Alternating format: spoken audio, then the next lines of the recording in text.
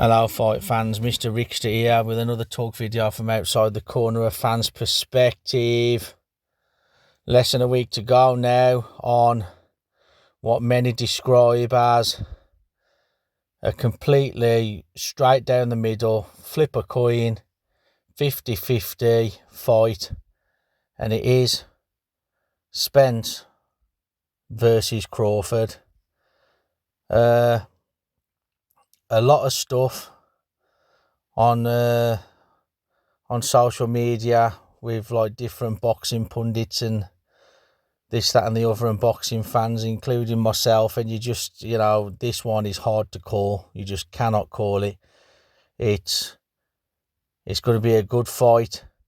It reminds me of, the 80s with the Four Kings, with Duran, Sugar Ray Leonard, Tommy Hearns and Marvin Hagler. When them four used to fight, it was the same thing. You just never knew who was going to come out on top. With this one, I'm sort of leaning towards Crawford, purely because he's had 11 fights more than Spence. Spence is 28-0 and Crawford is 39-0. Not that makes much of a difference, but I do also think he's got the better resume.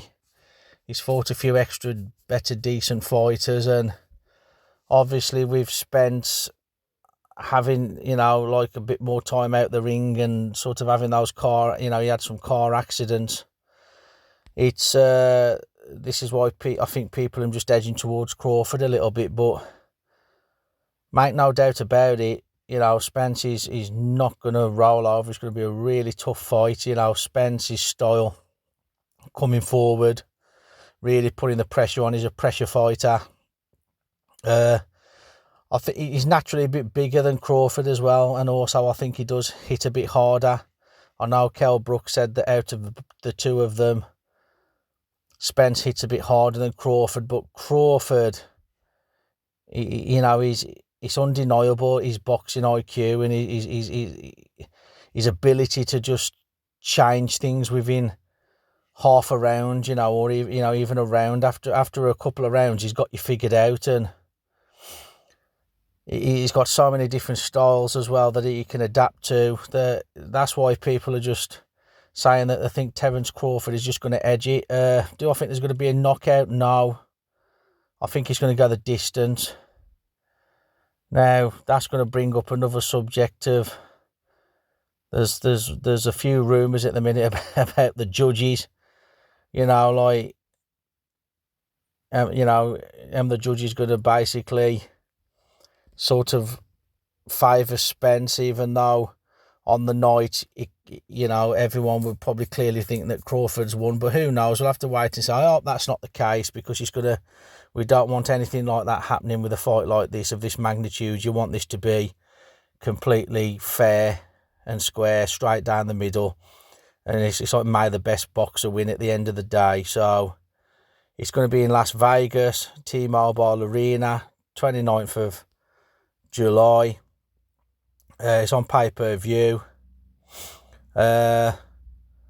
Both camps look solid. Again, there's nothing to split it. You got two boxers here that have basically been with the trainers from the beginning. You got Derek James. He was there through Spence's amateur career, and then on the other end of the spectrum, you got Bomac, who he's been with Terence Crawford from the absolute beginning. They grew up together. So the trainers know their fighters inside out.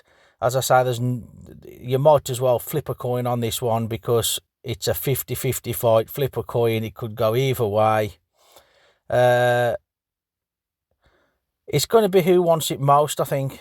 It's whoever digs deep and who wants it the most is probably going to, and it's all going to be down to, it's going to be a game of chess. It's whoever executes the game plan.